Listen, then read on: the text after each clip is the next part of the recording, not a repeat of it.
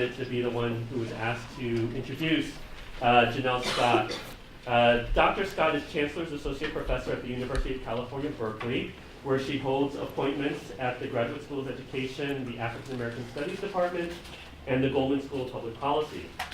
Dr. Scott began her career as a classroom teacher working for the Oakland Unified School District. She received her PhD from UCLA and held a faculty appointment at NYU Steinhardt before returning to her undergraduate alma mater, Cal. Dr. Scott's research, go Bears! Dr. Scott's research examines the racial politics of public education, the politics of school choice, marketization and privatization, the role of elite and community-based advocacy in shaping public education, and research utilization. Her most recent publications have addressed the leadership pathways for Teach for America alums, contemporary market-based reforms and racial inequality, and organizational networks and research use in education policymaking. Among her many accolades, Dr. Scott is a recent recipient of the Distinguished Scholar Award from the American Educational Research Association's Committee on Scholars of Color. And Dr. Scott is deeply invested in mentorship. I speak from personal experience. I'm proud to count myself among the many junior scholars mentored by her. It should come as no surprise to anyone that knows her that Dr. Scott was awarded a Distinguished Faculty Mentorship Award in recognition of her commitment to helping Cal graduate students succeed academically, professionally, and personally. So please join me in welcoming Professor Janelle Scott to Penn GSE. Well, thank you all for welcoming me, and thank you, Rand, for that introduction, which now I have to choke back tears in order to talk, so thanks for that. I really appreciate it. I know that these events require the effort of so many people, so I thank those of you who I know helped to bring me here, and those of you who I don't know helped to bring me here, and to thank all of you for your warm welcome and your attendance. Can you all hear me in the back? Do I need to? You're okay? Okay, see some thumbs up. Just if I start to fade, just tell me to do something like that. I don't know. So I'm thrilled to be here to talk about some of the research I've been doing for the last 7 years in collaboration with my co-principal investigators, Chris Lubianski and Elizabeth DeBray. We have been fortunate enough to receive funding from the William T. Grant Foundation to do this work out of their research utilization initiative. And what I want to talk about today are some emergent findings across this work, and I'll describe the study and the methods and all of those things. But the title of the talk is The Privatization of Educational Policy in the context of the politics of research utilization, and it's a bit of a provocation, right? What does it mean to privatize something? How do you know something's public versus private? And those are some of the complexities we're trying to tease out as we engage in this work across some urban school districts. So we are focused in our work on what we're seeing as the rise of market-based educational policies. These are familiar to those of you who have been studying these issues closely. Anyone with cursory knowledge of Philadelphia understands some of these trends. So some of the things we're seeing are what are being called common enrollment plans, which are blending enrollment systems for traditional public schools with charter schools. We're seeing these being implemented in places like New Orleans and Denver and Oakland and Newark.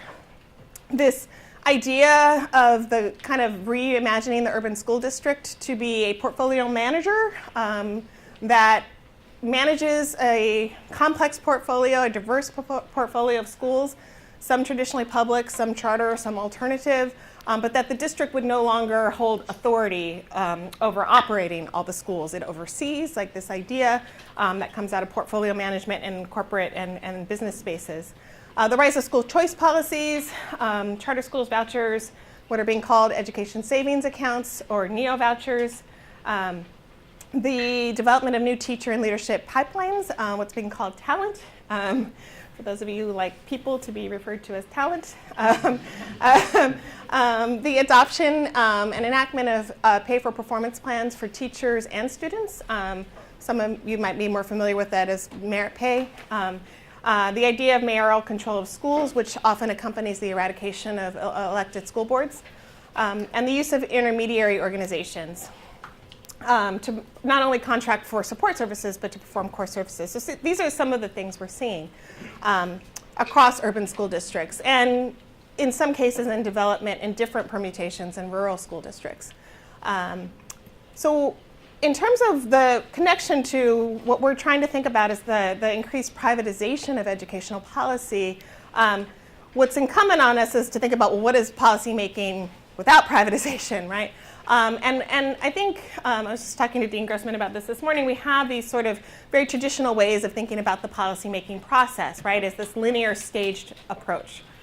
You identify a problem, you come up with a solution, you deliberate about it, you adopt it, right, you evaluate it, and then you make changes, right, this sort of linear stages model. And although we often understand that that model holds very little application to real world politics, right? Things don't often happen in stages. They're not neat. They're not easily identifiable. These models dominate ed policy courses, public policy courses.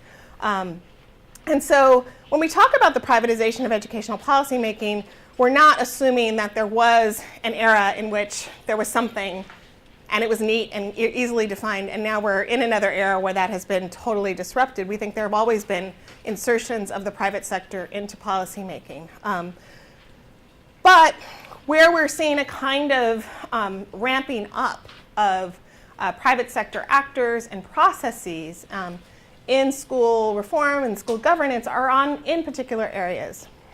One I've talked about is the role of non-governmental actors and organizations not only advocating to shift policy, but actually being charged with shaping the policies themselves, right? This engagement in knowledge mobilization, it's not just promoting research, but actually getting involved in the production side and helping public policymakers to utilize research. We're also seeing increased external contributions to school board elections in urban school districts, but also to state and federal legislative races by donors and advocacy groups who are interested in particular issues in ed policy, charter schools especially. And I'll talk more about that later in the talk. Deep investment in kind of high capacity or high performing charter management organizations and other agencies to carry out the work of school reform. And the funding of pilot programs or policies with this idea of scaling up eventually into the public sector, right? The Walton Family Foundation, for example, is calling this sort of proof point cities, right? It's sort of concentrating giving across many of these domains in particular cities like Oakland, where I live, right? So we're operating, or we're conducting this research in a policy context where at least 3 issues emerge, right? We know that research findings on market-oriented education reforms are highly contested, to say the least, right? Not deep agreement or consensus on outcomes-based research, on inputs-based research, on research that falls somewhere else on the spectrum of research being done. And so it creates an environment in which people are trying to push out evidence, right? And to debate and dispute evidence and to get evidence used.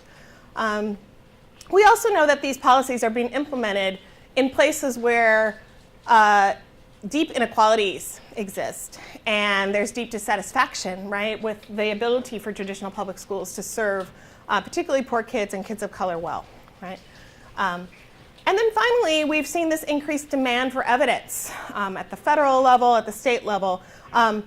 So this demand for evidence on effective policies and practices, right? And so we think it's further invigorated what was already a quite active intermediary organizational sector, this demand for evidence.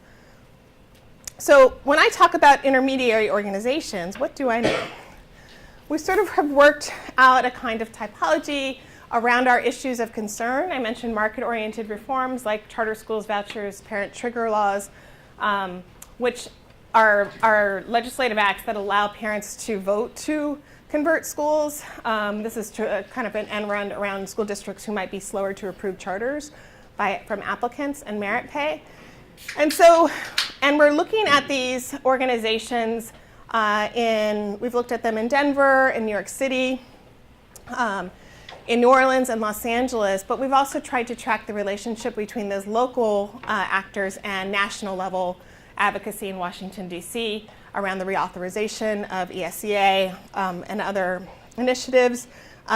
We also think about intermediary organizations not just in terms of form, right, in terms of what they are, who they are, but also in terms of function, right? What are they doing to mediate this space between schools and communities, or state agencies and communities? And so we sometimes joke that it's the kitchen sink of intermediary organizations. You get an intermediary organization, you get one. I'm sort of paraphrasing Oprah for those of you who don't know. But we are trying to be quite inclusive, if only to make sure we're accounting for what exists in our local sites, right? And so these include research consortia, foundations, think tanks, school reform organizations, advocacy organizations, civil rights organizations, education and charter management organizations. We've also adjusted our thinking to include new and traditional media, which became a bigger player in our sites than we actually predicted, and I'll say more about that too. Teachers unions and university research centers. So some examples of these organizations might be familiar to you. You have, Democrats for Education Reform, which is a national organization started by folks who worked in the financial industry, very supportive of charter schools and other kind of accountability metrics, reform of teacher and leadership personnel policy. The National Alliance for Public Charter Schools, and I should say the Democrats for Education Reform also have state level chapters, so they're national and state level. The Gates Foundation, and so on and so on. And so we're trying to include a wide range, as I say, of organizations, and to really understand what's happening in these local political ecologies that shape what people believe about what they know about effective reform in our cities, right? So what do they know and how do they know it? We're also informed by Sabatier, who's done work on advocacy coalitions and advocacy networks, but this idea about knowledge and how knowledge works in public policy settings. And so I'll read the quote. Knowledge does not suddenly appear, become universally accepted, and suggest unequivocal changes in governmental action programs. Instead, findings challenging the accepted wisdom concerning the seriousness of a given problem and its principal causes tend to emerge gradually over time, and to be challenged by those who perceive their interests to be adversely affected. And so we're really interested in trying to get a hold of then how people are challenging evidence production, what we know and how we come to know it in these political contexts. And similarly, Vivian Sain, who is vice president at the William T. Grant Foundation, encourages us to think about the political context in which this happens, right? And so she asked this question, this provocation: how can the field better understand the social ecology of research use? For example, the relationships, the organizational context, and the political policy context in which research use appears or occurs. Yet we also know that what we mean by research use gets a little nebulous too. How do we know if research is getting used, right? How would we know it if we saw it? And I think there are a number of advancements in the field right now of trying to actually measure utilization. How would you know that it's happening? And so we are, like many scholars working in this space, informed by the pioneer of this work, Carol Weiss, who was writing about these issues back in the 70s and 80s.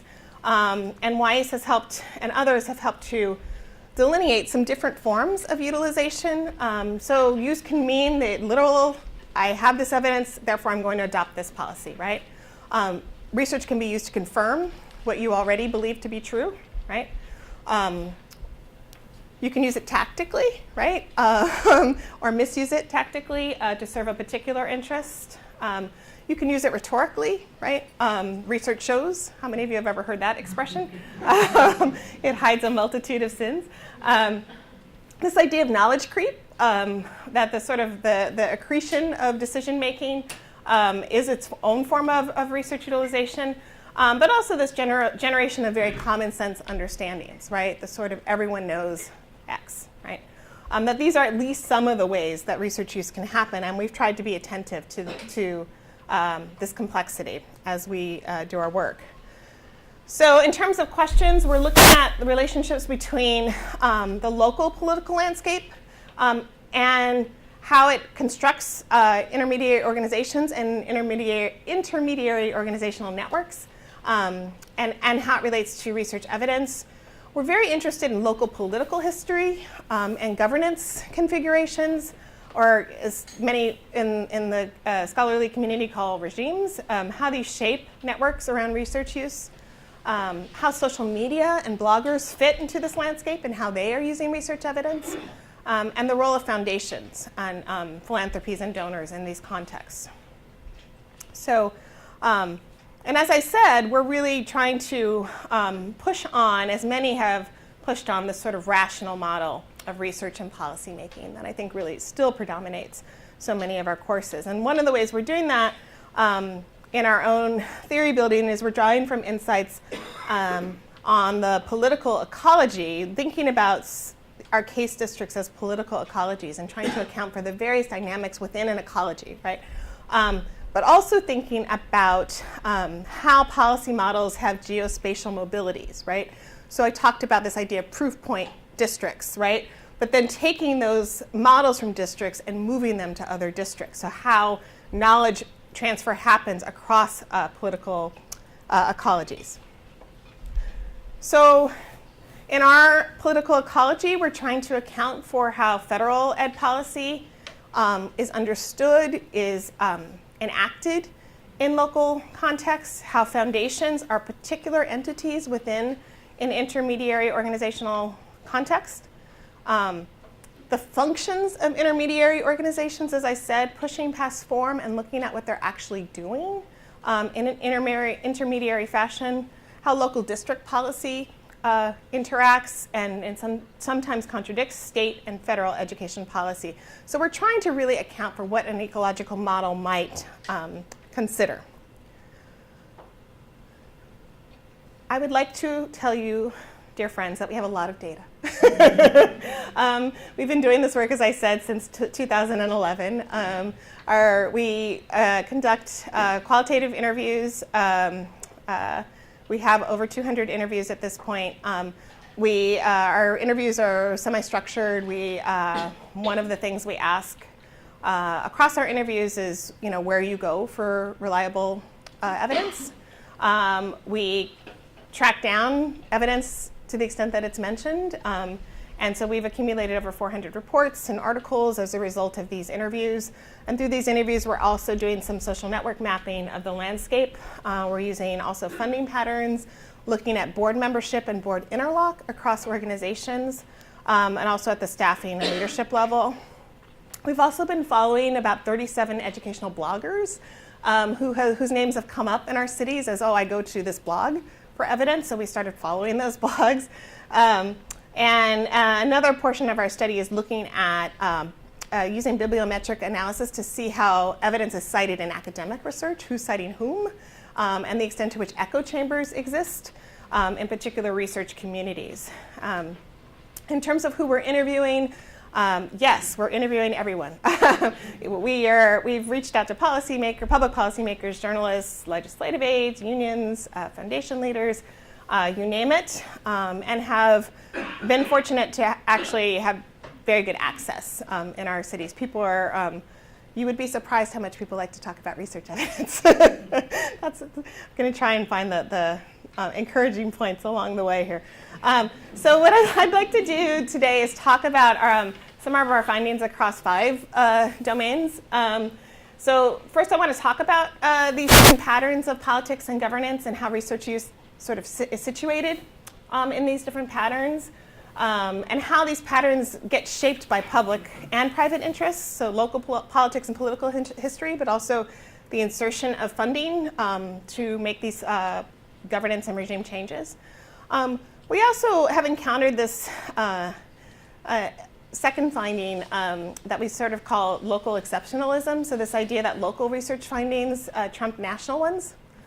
People trust and think it's more important that the research is done in the place where they reside.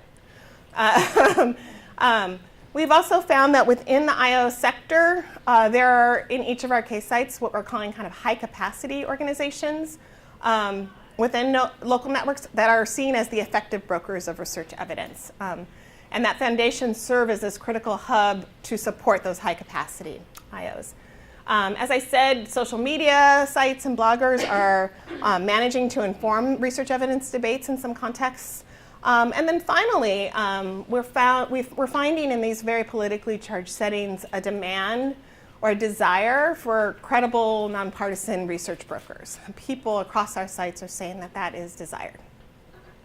Okay, so I'm going to talk about each finding now and some data. So one of the things that I think is important is this is very general kind of typology of research use patterns that we're seeing across 3 of our case districts. And I should add that we are studying Los Angeles, but Los Angeles we added in this latest round of funding, and so we're still somewhat early on in our data collection in Los Angeles.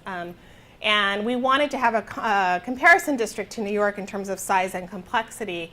We kept New York and dropped Denver and New Orleans in this current phase of work. In New York, we were trying to understand if there was a relationship between political regime change with the election of Bill de Blasio, who very much ran on a platform that renounced some of the Bloomberg-Klein-era reforms in the city. And now we're seeing transitions in the system leadership level in New York and Los Angeles. And so it's another opportunity to test this idea that regime change might bring also a change in how evidence gets invoked, either in the selection of leadership, but also in terms of policy initiatives. So very generally, what we found in Denver was that research use was very much contingent on local foundations' agendas. There was a very cohesive intermediary organizational network around supporting market-oriented reforms, particularly charter schools and merit pay. Within Denver, we saw very strong linkages to the State Department of Education, and the State Department itself had strong connections to foundations, so this very sort of cohesive network. We also found that the local foundations in Denver were very often enjoying support from national foundations, and that the national foundations were then able to alter local giving strategies and approaches to these reforms, where they may have been somewhat ambivalent about the reforms otherwise. In New Orleans, which many of you know the New Orleans story, it's a city in which the school system was radically altered in the aftermath of Hurricane Katrina and the resulting flood to a almost exclusive charter school system. New Orleans was perhaps our most politically charged site. There we found that research use was marginal. It was largely anecdotal when policymakers used it. Part of the reason for the marginal use of research evidence in New Orleans was that the State Department of Education would not make data widely accessible. It selected researchers to whom it would grant access to data, creating an environment in the city in which those who had access to data were not trusted by people who did not have access to the data. And so we saw deep divisions in the IO sector. Some of them were functioning as de facto policymakers, receiving federal monies directly to implement programs, but also research producers and research consumers. In one instance, we went to interview some of our respondents and got to the suite of offices and realized that the IO shared an office suite. So our next appointment was easy to get to because it was literally the next office in the suite. So there was this cohesion of pro-charter school IOs in New Orleans who shared space and shared resources. In New Orleans was perhaps where we heard the cry most plaintively for a trusted research broker, an entity or group of researchers who were independent, not seen as having a dog in the fight. The Education Research Alliance, which was started by Doug Harris, is an attempt, I think, to fill this void. And we can say more about how folks are perceiving that entity in New Orleans in a few minutes. We found research use in New York to be mostly internally used around this sort of pro-charter debate that was fairly insular. In New York, there's also this attempt to start these research institutes that are patterned after the Chicago Consortium, right? So the Research Alliance in New York City is one. It's housed at NYU. Our NYU-affiliated respondents regard the Research Alliance as making great headway in being serving this role. But we've heard sort of grumbling that those who don't have access to NYU don't feel included, right? That it's not truly a consortium of the city. It's an NYU-affiliated center. So not clear as yet how that will roll out, and it's still very recent in these organizations' history. New York is interesting because it's also a hub for national level organizations like the Democrats for Education Reform or the New Teacher Project. And so you see some of the organizations that we've identified in our other case sites have their centers in New York City.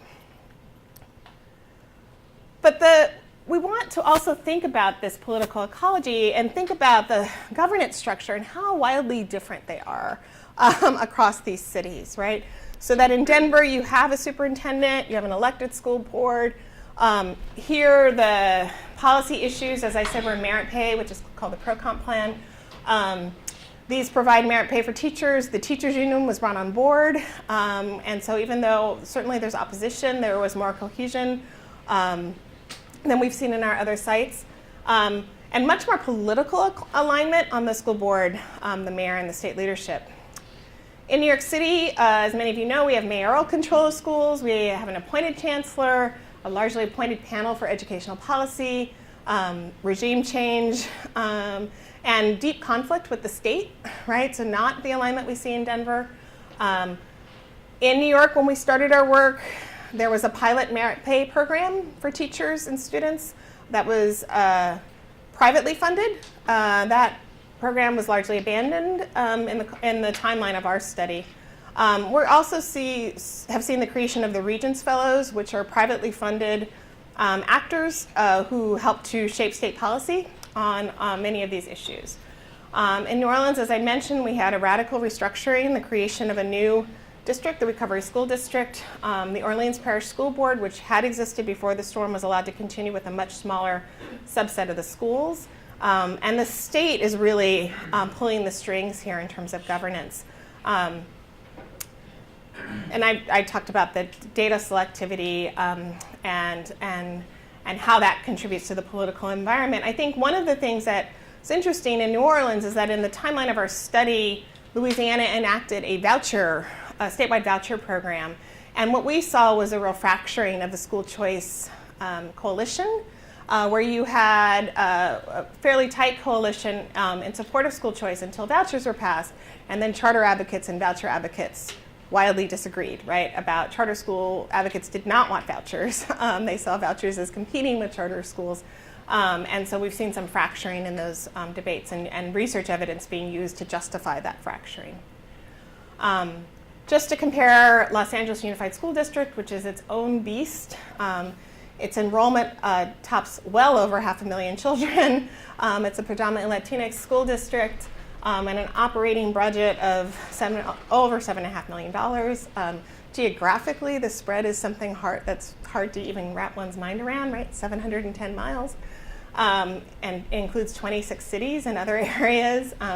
And so when we think about this ecology and how you sort of try and study this ecology, I just want to say we are daunted by the sheer scale of it all. In terms of evidence use so far, and I said we're much earlier on in our work in Los Angeles, we're seeing some deliberative research use around some core areas. I'll talk about this more. So there's some unique and somewhat unexpected interactions between the teachers union and the LA Area Chamber of Commerce. I'll say more about that. We have local, state, and national intermediary organizations present in Los Angeles, and some very high-powered donors and philanthropists who are based in California, some in Silicon Valley and some in Los Angeles itself. And so we're seeing evidence being used in Los Angeles, particularly around the issue of charter schools. So let me just say a bit more about Los Angeles and the use of evidence. So as I said, there's been this sort of unexpected interaction between the teachers union and the LA Area Chamber of Commerce. This is around this issue of charter school growth in the Los Angeles Unified School District. So, and it really centers around questions of sustainability and fiscal health for the school district overall. The United Teachers of Los Angeles, the teachers union, commissioned a study by MGT of America. It was released in May of 2016. And essentially what the study found was that if Los Angeles continued to grow the number of charter schools that it had currently grown, it was on the brink of financial disaster, and that just operating charter schools, existing charter schools, was costing the school district about $500,000 a year, or $500 million each year.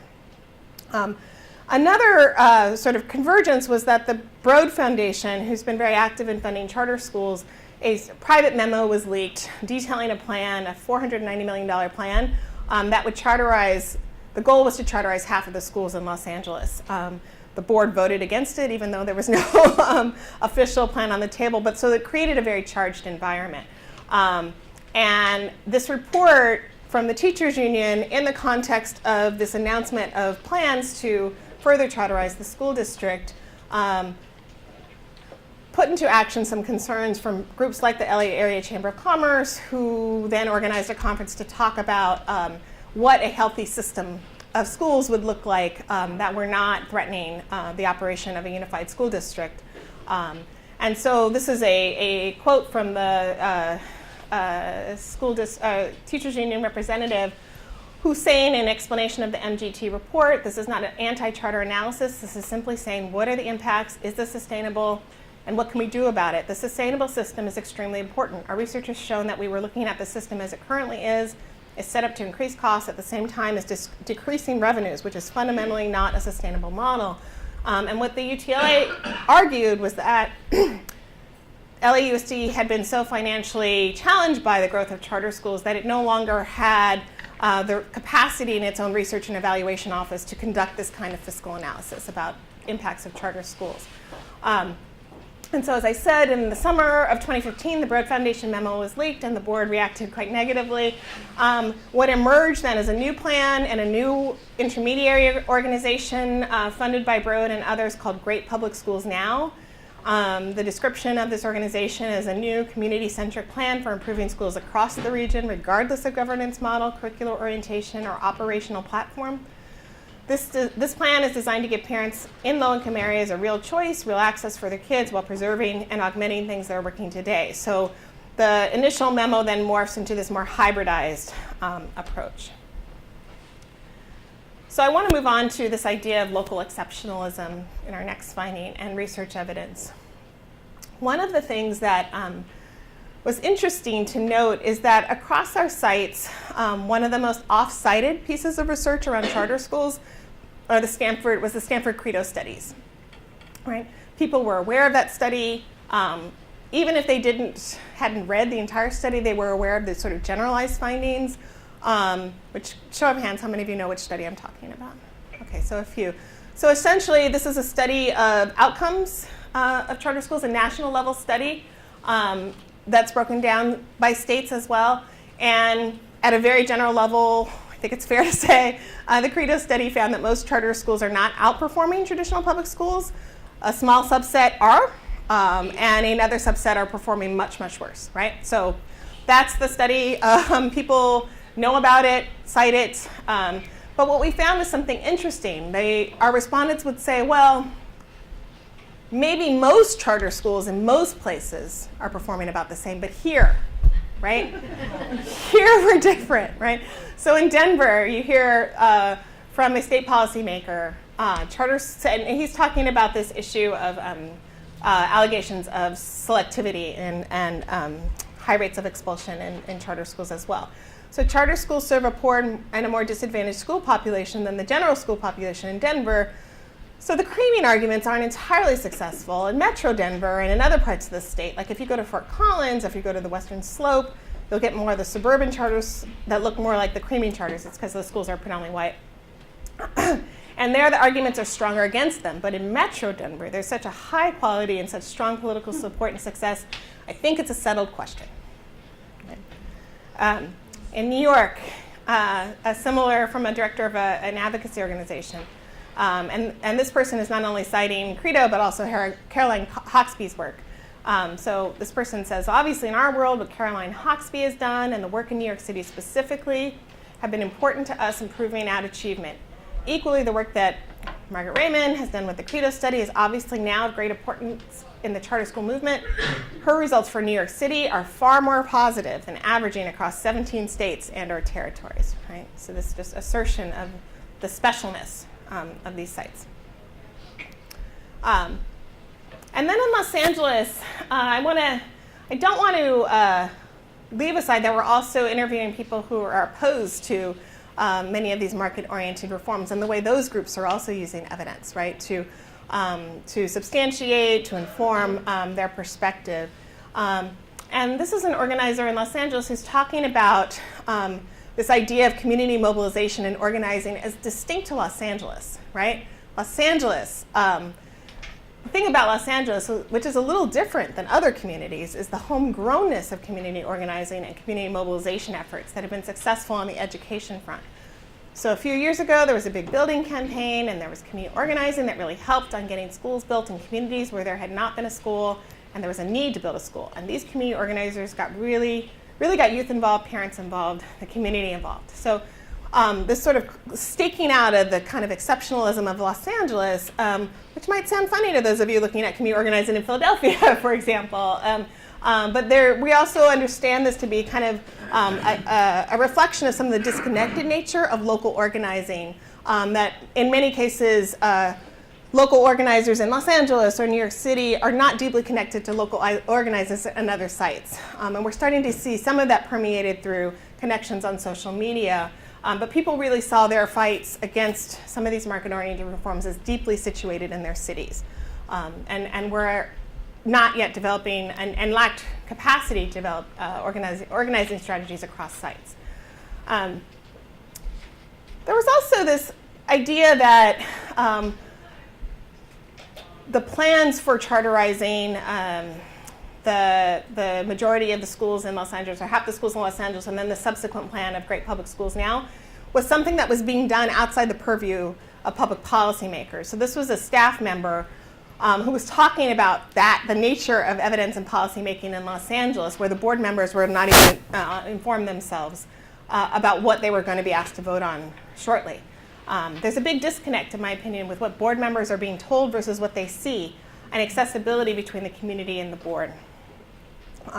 This person goes on to say that everything we've heard from the Great Public Schools Now people has been that they fully intend to have dollars allocated for the replication of successful schools, public district schools. How that is going to happen and play out and what it's going to look like, I don't think anybody has seen details or heard any details. Right? So this is a staff member who ostensibly might be charged with helping to develop some of these implementation plans, who doesn't really have any idea about what's going on. So this relates to our third finding, which is that we have these high-capacity intermediary organizations, but that foundations and philanthropies are really playing the central hub role in sustaining these organizations. I mentioned, or maybe I didn't mention, that they play a role in convening organizations together and getting them access to policymakers at these convenings, providing strong and steady funding, general support for general operating costs is sort of the coin of the realm in the nonprofit world, and foundations are increasingly playing a role in providing that kind of support. National organizations are often ask foundations to sort of play an agenda-setting role in these localities. They help to seed new organizations, and they help to fund preferred agendas that then lead to this proliferation of policies within cities and across them. And I can show you an example of that in Denver. Right? So Denver receives, through the Building Charter School Quality Initiative and the Gates Foundation, $10 million goes to the Denver School Teachers Association and Denver Public Schools. The State Department appointed the Gates-funded Colorado Legacy Foundation to implement ProComp, the merit pay program. Donnell K, which is a local foundation, then funds Get Smart Schools, which is a charter management organization, and another group, Colorado Succeeds. The Rose Foundation, another local Denver foundation, then helped to lead ProComp implementation and helped facilitate negotiations with the teachers union. And so we see this kind of targeted and alignment-oriented approach to research and relationships and funding, and the appearance of this consensus then amongst these organizations. So what does that sound like as people talk about that? This is someone from the Donnell K Foundation, which I mentioned, a local foundation. These are the considerations. What are the right policies to have in place at a state level or district level? What are the policies that are impending, getting to that point, and how do we create the right environment to get this work done? The reality is we're very opportunistic. Okay? And another official from the foundation working in outreach says it's really about the policymakers, from the district to state level, the grass tops, the policy elites, the people who actually read the paper, not only the front page, but probably the editorial section. Try to reach some of those people because they actually have the ability to make decisions and move things around. Okay. And then someone from the Get Smart Schools, this organization that gets established. Get Smart was the largest foundation in Denver that contributed to public education. The times that the schools had succeeded, they were making such a dramatic impact on that return on investment, excuse me, that the return on investment was pretty significant, even if you take into account the schools that had failed. So they wanted to have more of an organized new school strategy. Right.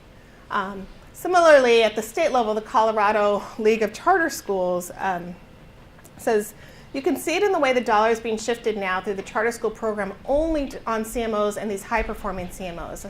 And this person is talking about this sort of growing sensibility in Denver that if you're going to get foundation money, you have to be part of this elite group of CMOs, particularly those that have the lobbying muscle to get those dollars geared to them. So right now, the way that the charter school program works is that each state applies, gets a big chunk of money, and then they decide how to distribute that for startup grants. I've heard that the KIP lobbyist has really been pushing for more money to KIP, because if you have some peanut butter, then why spread it around all the bread when you know it's working? Focus it on where it needs to be focused on. We don't like that at all. Every single CMO started with one school, and at one point, and found their groove, and found what works, and kept expanding. If you limit it only to CMOs, what are you doing?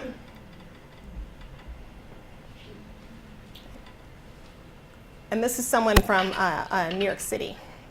It says, to get activists to agree, it really isn't that hard, but to get parents to focus outside of their own schools is difficult because unlike teachers, unlike the unions, unlike the elected officials, unlike the charter centers and all these Gates-funded think tanks, we don't get paid.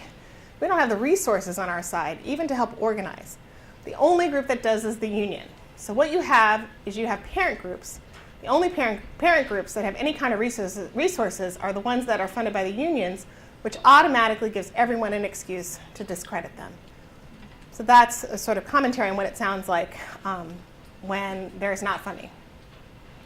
And in New York, you get to see further how other intermediary organizations, like the Partnership for New York City, it's a sort of corporate-funded agency that helps to support initiatives of the mayor, says, well, in the merit pay, that was much easier to raise money for. It was like, let's try something new. So it was just raise the money. But that was a direct request from the mayor. Those are slightly different from the policy work. So we didn't do anything on the policy at merit pay. It was just, can you raise money for this, for us? Sure, why not? And then around how foundations work with research evidence. This is a Denver foundation. We feel like this report that just came out really needs to be shared with legislators, or there needs to be luncheons where they're educated on the implications of the policy recommendations or of the research. Then sometimes we step in and play that role. And this is a foundation that's talking about how money will shift think tank agendas. This is a conservative think tank in New Orleans. What we do and what we spend our time on is connected to the fundraising. If we raise $50,000 from someone with a particular interest in energy policy, then we're going to spend more time on energy policy. The private funding also extends to electoral politics. And as I mentioned in the beginning of the talk, so the spending and outside influence on the LAUSD recent board elections resulted in what was the most expensive school board election in the nation's history. For those historians in the room, that's very exciting. All told, I believe the final count is that this school board race, there was a runoff as well, cost $15 million. These are school board elections, as many of you know, are typically low spending elections. In Los Angeles, almost $7 million was spent on just 3 seats before the primary. About $5 million of that was spent by outside labor groups and charter supporters. The local union, UTLA, spent about just over $1.5 million. You also had national endorsements coming in, so Arne Duncan endorsing some candidates, the union and Bernie Sanders endorsing the acting school, or what was then the school board president. He was ousted in this election. The current school board president, who was elected ultimately, is actually under investigation. I believe has been indicted for fraud. So there may be some further flux there. But this is a trend we're seeing nationally with large national donors and 501c4s increasingly engaging in funding of electoral politics in school districts. And the idea is that if there are elected school boards and you're interested in charter school growth, then you need to get these people elected to these bodies. And we're starting to see it also in state ballot initiatives and state elections. So as we've been trying to map then the kind of intermediary organizational sector, this is some emerging network analysis that we've been doing just to try and account for where people are in the city.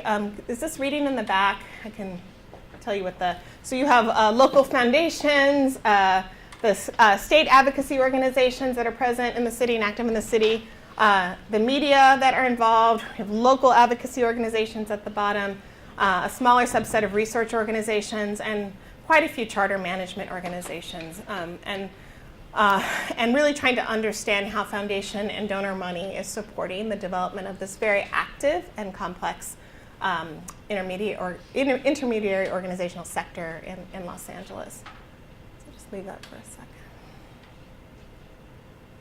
Okay, next finding. I'm almost there to number 5 if you're needing to stretch. So as I said, one of the sort of surprising aspects of the work, we didn't design for this, but it became apparent that social media and bloggers were very key disseminators of evidence. And so we added these bloggers to our informants. And as I said, we've been following their blogs. And one of the things we've been asking in our interviews of bloggers is why they do what they do, how they do what they do, and where they get their evidence. And so what's come up is, some see themselves as alternatives to journalism. In many newspapers, there's very little education coverage, and they see themselves as filling the gap, providing information. And others say, well, it's clearly activism. Like, I'm trying to agitate, I'm trying to provoke. So in terms of alternatives, this person says, well, the media will often pick up whatever the latest study is to come out of MIT or Harvard. But again, there's a real bias. The studies that get the most play are the ones that confirm whatever the narrative is that everyone's already settled upon. So I view my role as a little disruptor. If I've got something that complicates the narrative, that's what I'm interested in trying to help put out there. In terms of activism, you have to make a countervailing force that pushes against the force of money. That's why I spend a lot of time trying to support activism, because I think that's the only thing we can do is to get people active. So that's why my blog has something of an agitational feel to it sometimes. It's not just presenting research in a bland way. It's trying to highlight and dramatize the evidence to hopefully motivate people to act and to get organized and to do something. And so we're seeing these blogs appear on individual websites, promoted out through Twitter and Facebook or other social media platforms. They're host sites like Education Week or Huffington Post. We found, not surprisingly, that very few academics have blogs, but the ones that do are getting out there to many of our respondents. So people like Bruce Baker, Kevin Wellner, Aaron Pallas, and Gloria Ladson-Billings were mentioned with our respondents. In terms of how bloggers are using research evidence, we find, and this is not limited to bloggers, that evidence is often used to justify positions. That there's a kind of selective use, but that this selectivity is often due to filtering features in new media. So for example, the ability to block Twitter users who you disagree with, and the ability to approve blog responses, so that if someone responds to you in a way that you don't like or says things that you disagree with, you don't let that appear. There's another issue related to selectivity in terms of access to academic research. As many of you know, it's often behind paywalls, and bloggers lack access to journals and university libraries, and so they feel like they can't get their hands on it unless someone sends it to them. There's also this perceived pressure or real pressure that many bloggers feel to publish in real time, right? That you have to sort of strike where the iron's hot. No one wants to read a blog about yesterday. You want to read a blog about today. Some have very targeted audiences, so trying to just reach educators, teachers, leaders, system level folks. Some are targeted to policymakers, and then some aren't clear. They're just blogging and they're hoping people read it. This person says, I had a bunch of principals come up to me and say, we're reading your blog. Thanks a lot. You don't know these people. All you see are the numbers. And then our final finding. this idea that there's this desire for a credible research broker. And a lot of this is being amplified with the current federal policy agenda and context. We're seeing some very quiet shifts in giving and advocacy efforts in light of the Trump administration. We saw this just shortly after the election, where groups that we had interviewed before the election were very single-minded on their approach, for example, in giving to charter schools. And when we went back to New York after the election and interviewed these same groups, I'm thinking of one foundation in particular who's been one of the largest donors to CMOs in New York City. They were quietly rethinking their giving strategy because they did not want to be associated with the overall Trump administration agenda around other policy issues. And actually, this person said, we bought library access to Columbia so that we can access academic work. So we're seeing this sort of, now how this will play out ultimately in giving strategy, it's unclear, but this is a real shift in our interviews and our respondents, and we're seeing that in other places as well. As I said, there is a desire for more research practice partnerships modeled after the consortium in Chicago. And in each of our sites, we're seeing these early attempts, right? Some are longer term, but now a desire and some energy into strengthening and fortifying these organizations. So the Los Angeles Education Research Initiative, the Cowan Institute in New Orleans, the Education Research Alliance, which I mentioned, and the Research Alliance in New York City. And this comes out of this sort of fatigue. People talk about this sort of culture of mutual mistrust that these very politically charged issues have created in these cities. And this is someone who works at this grassroots organization. It's a volunteer organization trying to point out some issues of discrimination around special ed students in New York City. And this person says, well, I have no problem saying this, but I think we are really plagued by the same two narratives. It's either everything is going great or things are going to hell. There's a middle ground. I do believe that we need to have a more honest conversation about the current state of affairs in New Orleans public education. What's missing is honesty, meaning it would just really be helpful if the folks who were in the game didn't have a particular stake in the game, so that it would be more neutral. But everyone who comes to the table is coming with an angle, even us. Okay, so just to review, we are seeing some differences related to these differential policy ecology structures that seem to inform the way research is used. We do see evidence of these sort of ideological echo chambers existing in all of our cities, but that these chambers tend to be much more enclosed and echoey, where we're seeing urban governance also being increasingly privatized, and the opportunity for more deliberative democracy seems to open up more potential. It doesn't guarantee it, but it opens up more potential for deliberation around evidence. We also think it's important really to be thinking about these organizations in terms of what they do and the roles they're playing, the extent to which it's policymaking, advocacy, and research, and what sort of conflicts come up with these multiple roles. And to be aware that these organizations are pushing out multiple forms of evidence into policy debates and using different strategies, social media, policy networks, dissemination events, policy reports. So I think what our findings have led us to understand is that we do need the production of evidence, but we also need the dissemination of scholarship in a much more engaged way.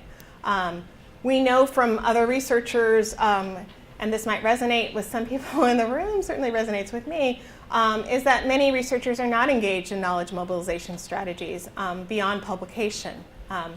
And not only are disconnected from these intermediary organizational networks that have become so powerful, but are unaware that these networks even exist, right? And that there might be a place to be in conversation in a more engaged way with these networks. We do think that there's an opportunity to both form and inform research practice partnerships with school districts and community organizations and these national and increasingly international organizations, and that university researchers might be really underutilizing their role. In many cases, even though our respondents regarded academic research as inaccessible through paywalls, but also full of jargon, not coming to any firm conclusions, too much on the one hand, on the other hand, too equivocal. That there was also this sort of paradoxical perspective of university researchers as trusted because of their independence.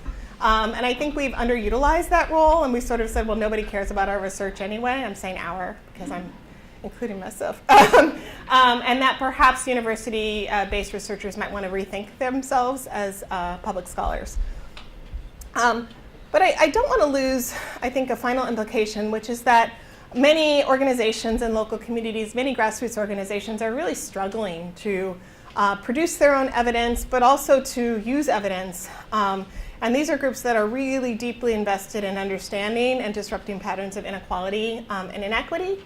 And so these groups are really hungry for help with research, engaged research, collaborative research, with methodologies and frameworks that help to center these issues of concern, questions of race and power and privilege, and these intersectional natures of inequality that existed long before these reforms, right, came into these cities. And in many ways, these reforms are partially in response to those inequalities. But really, these communities are trying to understand the relationship and how these reforms are working or not working to disrupt these patterns, but really lack research capacity and the capacity to translate research to policymakers. So I will stop there. Thank you for your attention.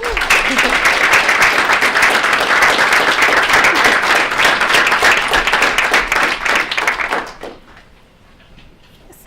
Hi.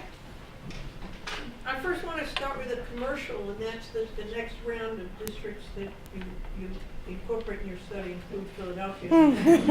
A third of the school-age children attending public school in Philadelphia is charter school, and it's at a cost of probably in excess of $800 million to the district, and a huge burden in terms of stranded costs. So, and a lot of controversy. My question has to do with parents. You wouldn't have charter schools if parents didn't want alternatives. And so I'm interested in the research, what this research means in terms of how and why parents choose charter schools even when they're, quote, worse than district schools. My hunch is that even if they're worse in terms of their academic performance, they are probably more orderly and safe than district neighborhood schools, and their facilities are much better. But I don't know that for sure. Does your research address any of those issues? So we've interviewed parents to the extent that they've been involved with organizations, right? So that's our connection to parental insights around these issues. But I'm also familiar with research on parental choice and how parents choose, and I think some of the issues you've identified are spot on. I think what our research helps to do to inform those understandings, right, that parents are often choosing schools, first of all, that they perceive as safe, that are better resourced. So facilities is one indication of better resources, but materials, the presence of uniforms, like some of these things sort of symbolically look like resources to parents who have been experiencing resource scarcity, right, and their existing options for schools. But one of the things our research, I think, suggests is that I think it would be a mistake to understand these dynamics as simply parental choice without understanding the networks that are creating the choices available, right? And so, you know, if it weren't for this deep investment from foundations and philanthropies and donors, coupled with state and federal public investments in building up the sector, parents would not have these options and might have other options if we invested those same monies in a different kind of way, right, in districts that have been, you know, deeply historically under-resourced as a result of public policy. And so I think the research on parental choice-making processes can illuminate some of the preferences and the complaints, the very legitimate complaints that parents have. But I think we also need to think about what solutions are being offered and the multiple agendas those solutions are serving, and how it's creating more systemic questions. The question of school district sustainability is becoming a big one across the U.S., where you have these great concentrations of charter schools. And so Philadelphia is one very critical site for that kind of sustainability work, but we're seeing these questions being raised in other cities where you're seeing that kind of concentration as well. So, thank you.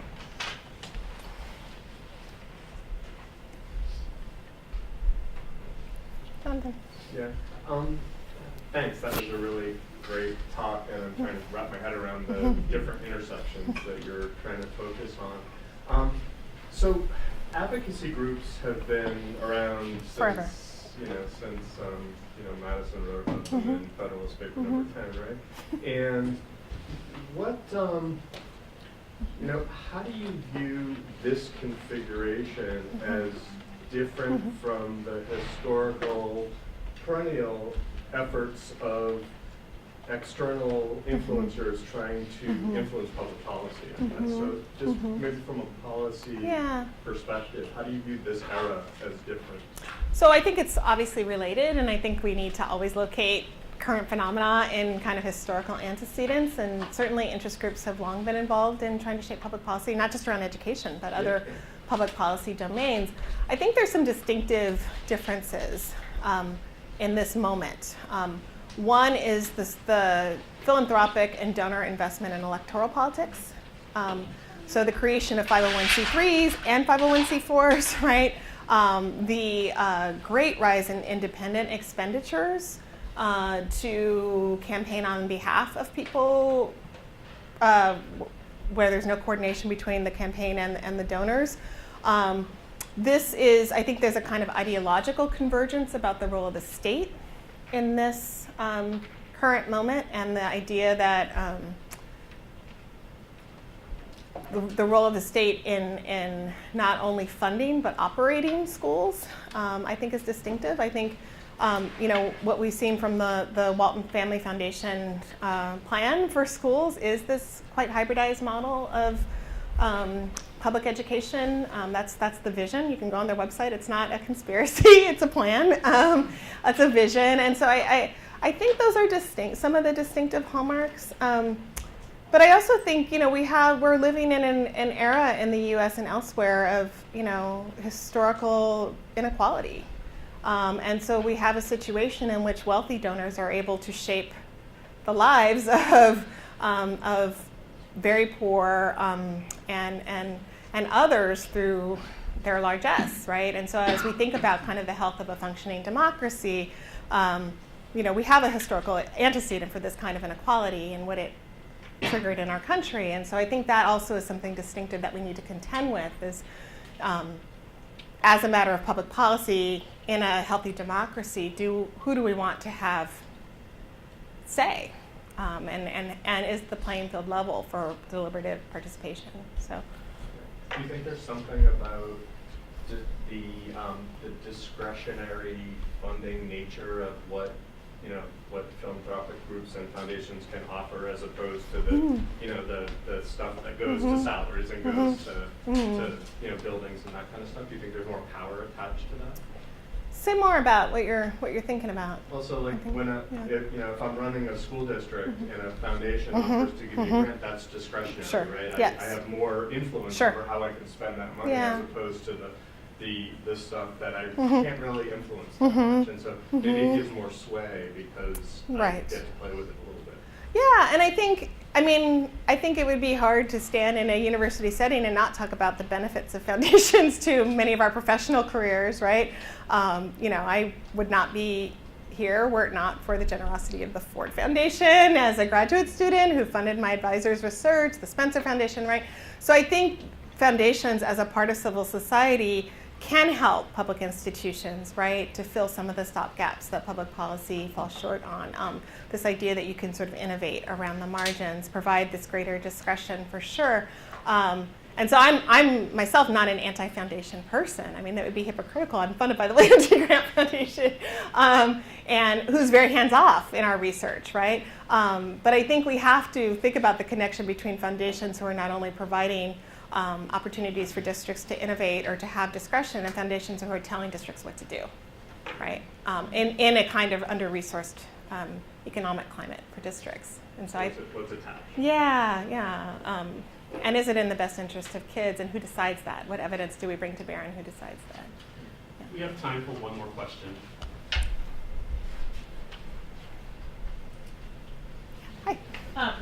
really wonderful talk. I'm particularly interested because 15 minutes before I walked in here, I got an email from a foundation trying to connect me to a district to talk to them about something. And I was, as you're speaking and talking about public scholarship, I'm aware, I mean, I'm a junior scholar, and I get these kinds of things every once in a while, and I think of them as very tangential to what I'm really supposed to be doing, which is publishing in academic journals. And then I hear this talk, and I think to myself, but really the purpose of all of this is to actually influence change in real schools. And so the question I think I have is about the relation, like, as scholars, and particularly as junior scholars, what does this mean for us as academics? What does your research mean for us, and what would you suggest either for universities or for individual academics to take up from this? Because I think there's real implications, and I want to do the right thing. Yeah. Yeah, I mean, I think it's a really important and hard question, and I think my own sensibility around it has evolved with the project. I joined Twitter, I think in, I don't have to look, 2012 or something, as we were hearing from legislative staffers in DC that they get their research on Twitter. And I was like, geez, I gotta get on Twitter, right? Like, I had been avoiding it. It's noisy and it's whatever, and I don't get it. It's just too real time for me as someone who likes to really think about things hard and quiet. And so I was really reluctant to participate. And there's a language to Twitter that I still feel very imperfect about. But I also think there's a tendency to push scholars out into the public domain before they're ready. I do think it's worthwhile, and this is just me opining, right? I think it's worthwhile to develop your craft, to establish your credibility. Because our careers have seasons, right? And so maybe you're in the season of establishing your credibility, establishing what your expertise is, learning to communicate your research to journals, which is very important. It's a language in and of itself. And the next season will be this more kind of engaged scholarship, or maybe you experiment with kind of local engagement. But another way to be engaged, I like many of you, get calls from journalists who are writing stories, and I spend a lot of time on the phone with journalists, and my name never appears in the story. Because what we do in these conversations is help them frame the issues, right? That's an engagement, right? That doesn't stick your neck out too much. It's not, you're not being compromised or whatever, and journalists really appreciate that because they feel like, well, you're not trying to self-promote, right? So I think if we think about engagement in a more multifaceted way, you can feel like you're not doing nothing, but that you're also learning to do the thing that you're really trying to do that's important to you, knowing that there'll be time to do this kind of more public-facing engagement if you want that. And I don't think it's for everyone. I mean, the other side is that faculty need professional development on how to do this. To make a definitive claim without equivocation is right? That's a very difficult and hard thing that goes against all of our training as social science researchers. And so we need help to do that in a way that doesn't compromise what we regard as core to ourselves as intellectuals. I can say so much more about that, though. Thank you. Well, join me again in thanking